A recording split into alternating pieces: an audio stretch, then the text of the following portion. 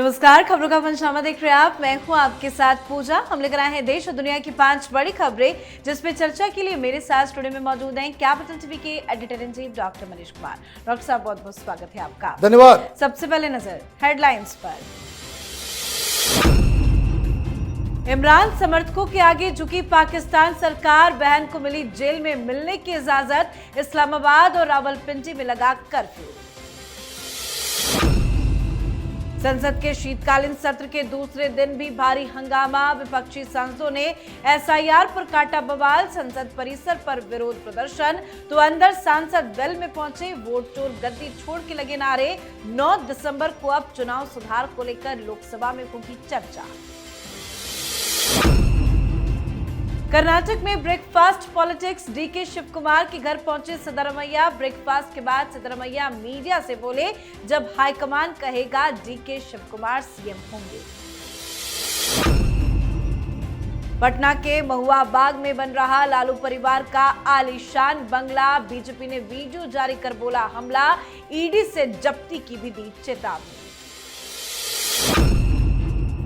Ventilator पर बांग्लादेश की पूर्व पीएम खालिदा जिया, पीएम मोदी ने शीघ्र स्वस्थ होने की कामना की, बीएनपी ने पीएम मोदी का जताया आभार।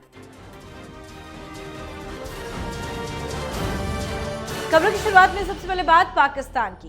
पाकिस्तान में इस वक्त इमरान खान की सेहत को लेकर जबरदस्त अफरा तफरी मची हुई है। ताजा जानकारी यह है कि पाकिस्तान सरकार पूर्व प्रधानमंत्री इमरान खान के समर्थकों के आगे झुक गई है। सरकार ने बहन उज़्मा को उनसे मिलने की इजाजत दे दी है। इमरान खान रावलपिंडी के अडेला जेल में बंद है। इमरान खान की पार्टी के सांसद और तमाम समर्थक उनसे मिलने देने और रिहाई को लेकर जेल और इस्लामाबाद हाईकोर्ट के बाहर लगातार विरोध प्रदर्शन कर रहे थे। आज भारी प्रदर्शन भी हुआ और इस प्रदर्शन के आगे शहबाज सरकार झुकी गई है। सर, क्या चल रहा है पाकिस्तान में? देखिए, जिस वक्त हम रिकॉर्ड कर रहे हैं, बताया ये जा रहा है कि उनकी बहन उज़्मा को अंदर जाने की अनुमति दी गई है। अब जाते जाते उन्होंने यही कहा कि एक बार मैं इमरान खान से मिल लूं, उनकी तबीयत देख लूं, तब मैं वापस आकर के बताऊंगी कि इमरान खान जिंदा है या फिर उनकी हालत खराब है। कहने का मतलब ये है कि पब्लिक प्रेशर के अंदर मुनीर को झुकना पड़ा, लेकिन 2-3 चीजें और भी साथ साथ हो रही हैं। एक तो आवाम का एक दबाव पाकिस्तान की सरकार के ऊपर, और दूसरी तरफ मुनीर का खेल खराब होता हुआ नजर आ रहा है।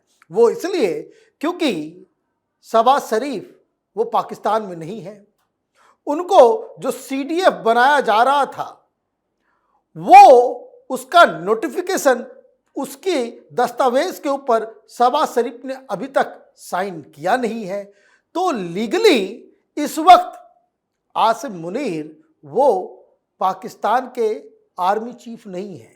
एक बहुत बड़ी क्राइसिस हो गई है और ये लग रहा है कि इन्हीं क्राइसिस के बीच ये रास्ता निकाला गया है, क्योंकि जिस हिसाब से पाकिस्तान के अंदर इमरान खान को लेकर के बवाल मचा हुआ है, उससे तो साफ साफ लग रहा है कि अगर उज़्मा जो इमरान खान की बहन है वो बाहर आकर के कुछ ऐसी खबर दे देती है कि उनको टॉर्चर किया गया या उनकी हालत खराब है या फिर उनसे मुलाकात नहीं हो पाई, तो फिर पाकिस्तान जल उठेगा। ये संभावना, इससे इनकार नहीं किया जा सकता। जी, अब बात संसद के शीतकालीन सत्र की। संसद के शीतकालीन सत्र का आज दूसरा दिन रहा, पर आज भी विपक्षी सांसदों ने संसद चलने नहीं दिया।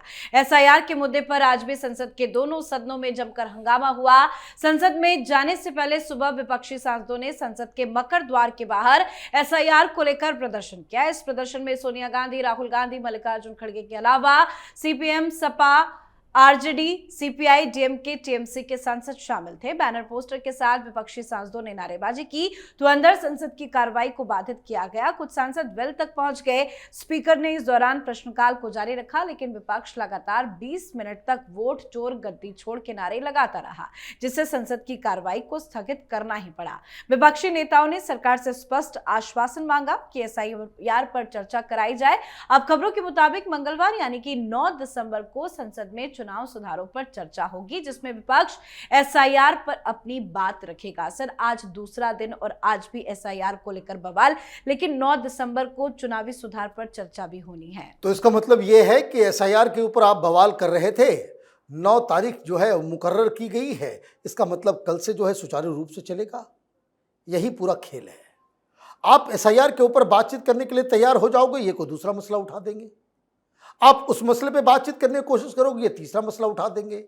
इनको पार्लियामेंट नहीं चलने देना है, इनको हंगामा करना, ये इनकी आदत में शुमार हो गया है।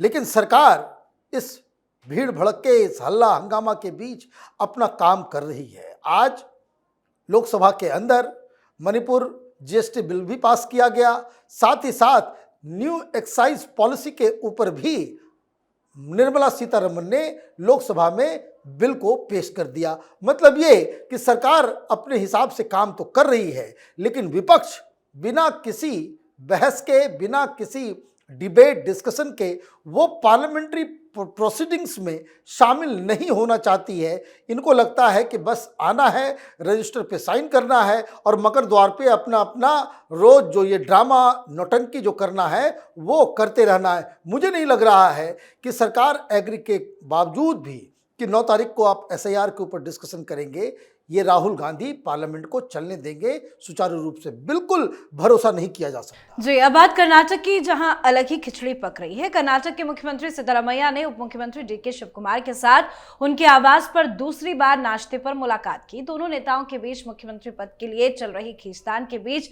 ये दूसरी मुलाकात थी।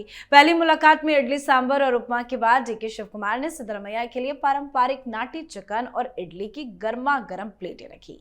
मीटिंग के बाद मीडिया वालों ने जब सिद्धरामैया से यह सवाल किया कि शिवकुमार कब मुख्यमंत्री बनेंगे, इस पर मुख्यमंत्री सिद्धरामैया ने कहा कि जब पार्टी आलाकमान कहेगा। उन्होंने ये भी कहा कि अगर आलाकमान बुलाएगा तो मैं उनसे मिलने जरूर जाऊंगा। पर भले ही दोनों नेता मुलाकात कर मीडिया में ये दिखाने की कोशिश कर रहे हैं कि भाई सब कुछ ठीक है, पर पर्दे के पीछे एक अलग ही खेल चल रहा है। सर, ये ब्रेकफास्ट डिप्लोमेसी क्या चल रहा है कर्नाटक? देखिए, ये राहुल गांधी के दबाव पे ये दोनों साथ में बैठ रहे हैं। अदरवाइज जिस हिसाब से सोशल मीडिया में आपस में एक दूसरे के ऊपर कटाक्ष और लड़ाई कर रहे थे, उससे तो नहीं लग रहा है कि चीज़ें जो है सॉल्व हो रही है। डीके शिवकुमार ने साफ साफ कहा कि भाई वादा निभाओ। और जो जानकारी आ रही है कि राहुल गांधी, सोनिया गांधी ने कहा कि डीके शिवकुमार को सीएम बनाया जा सकता है और इसके लिए इन लोगों को दिल्ली बुलाया जाएगा। लेकिन वो कब बुलाया जाएगा? वो बुलाया जाएगा जब सिद्धरामैया 9 तारीख से वहाँ कर्नाटक में असेंबली सेशन शुरू होने वाला है, वहाँ पे बजट पेश वो करेंगे और जब वो बजट एक बार पेश कर देंगे, जो जानकारी आ रही है, उसके बाद सत्ता परिवर्तन होगा, वहाँ पे मुख्यमंत्री बदला जाएगा। लेकिन यहाँ एक और जो समझने वाली बात है कि सिद्धरामैया सीधे सीधे इस्तीफा देने वाले नहीं हैं, वो पीछे हटने वाले नहीं हैं। जानकारी ये आ रही है कि अब सिद्धरामैया भारतीय जनता पार्टी के बड़े नेताओं के साथ संपर्क कर रहे हैं। इसका मतलब साथ में ब्रेकफास्ट कर लेने से मामला सॉल्व नहीं हो रहा है, मामला और गहराता जा रहा है। जी, चलिए बढ़ते हैं आगे। बात लालू परिवार की, जो अपने आलिशान बंगले की वजह से चर्चा में है। दरअसल पहले राबड़ी देवी को पटना में 20 साल पुराना सर्कुलर रोड का सरकारी बंगला खाली कराने का आदेश दिया गया था और नया बंगला अलॉट किया गया था। फिर राबड़ी देवी का बंगला खाली नहीं करने के ऐलान पर विवाद शुरू हो गया। अब लालू यादव के परिवार के निर्माणाधीन निजी बंगले को लेकर नया विवाद शुरू हो गया है। लालू यादव के परिवार का नया बंगला पटना के महुआ बाग इलाके में बन रहा है। इसको लेकर बीजेपी ने आरोप लगाया कि इस बंगले के निर्माण में भ्रष्टाचार से अर्जित पैसा लगाया गया। इस बंगले का निर्माण 1.5 साल से चल रहा है। इस बंगले की तस्वीरें भी सामने आई है। इस बंगले की दीवार किसी जेल की दीवार जैसी है। दीवार की ऊंचाई 20 फीट ऊंची बनाई गई है, यानी इस बंगले को बाहर से देखा भी नहीं जा सकता। इस बंगले का स्ट्रक्चर तैयार हो चुका है, फिनिशिंग होना बाकी है। वहीं बीजेपी ने चेतावनी दी है कि लूट खसोट की इन संपत्तियों को ईडी जब्त कर सकती है। सर, इतना आलिशान बंगला, तस्वीरें भी आई, कहां से आया इतना पैसा? देखिए, ये तो लालू यादव के परिवार को बताना पड़ेगा कि आखिर आप पैसा कहां से लेकर के आए। ये लैंड फॉर जॉब, जमीन लिखवा लिखवा करके नौकरी देने का जो आरोप लगा हुआ है, जो ऑलरेडी कोर्ट के अंदर ये मामला चल रहा है। ऐसे में सवाल उठता है कि ये ज़मीन किसके नाम पे है? लालू परिवार के नाम से है तो लालू परिवार कौन सा बिजनेस कर रहा है? ये पैसा कहाँ से आया? कब ज़मीन को खरीदा गया? मकान कब बन रहा है? कई सारी चीज़ें हैं, लेकिन एक बात कहना पड़ेगा, करीब 4 बीघा ज़मीन पटना के अंदर, बहुत ज़्यादा। आपको एक चीज़ मालूम होना चाहिए कि दिल्ली, नोएडा और गुड़गांव से कहीं ज़्यादा महंगी ज़मीन पटना की है। वहाँ उसकी कीमत करोड़ों में बताई जा रही है। तो फिर ये तो पूछा जाएगा, ये सवाल तो जवाब देना पड़ेगा कि भाई आखिर आपने ये ज़मीन कब ली? पैसा कहाँ से आया? किसने दिया?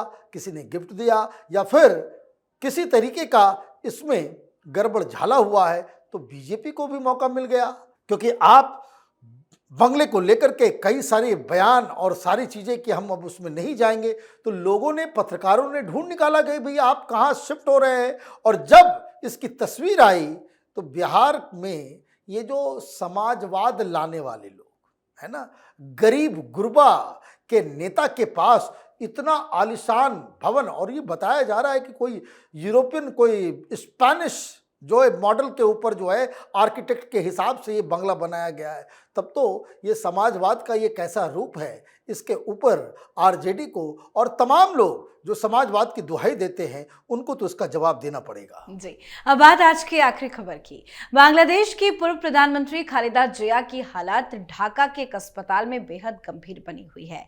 उन्हें अब वेंटिलेटर पर शिफ्ट कर दिया गया है। इस बीच अब प्रधानमंत्री नरेंद्र मोदी ने भी अपने एक्स हैंडल पर पोस्ट करके उनके शीघ्र स्वस्थ होने की कामना की है। पीएम मोदी ने न सिर्फ खालिदा जिया के स्वास्थ्य पर चिंता जताई, बल्कि सार्वजनिक रूप से साफ कहा कि भारत हर संभव मदद देने के लिए तैयार है। इस पर बीएनपी ने प्रधानमंत्री मोदी का आभार जताया। बीएनपी के आधिकारिक एक्स अकाउंट पर एक पोस्ट में कहा गया कि बीएनपी भारत के माननीय प्रधानमंत्री नरेंद्र मोदी के सद्भावना संदेश और बीएनपी चेयरपर्सन बेगम खालिदा जिया के जल्दी ठीक होने की शुभकामनाओं के लिए दिल से शुक्रिया अदा करती है। बीएनपी इस नेक नियति और मदद देने की इच्छा की तहे दिल से तारीफ करती है। सर, स्वास्थ्य की तो कामना की गई, लेकिन क्या पीएम मोदी ने इसी के साथ कोई बड़ा संदेश बांग्लादेश की जनता को दिया?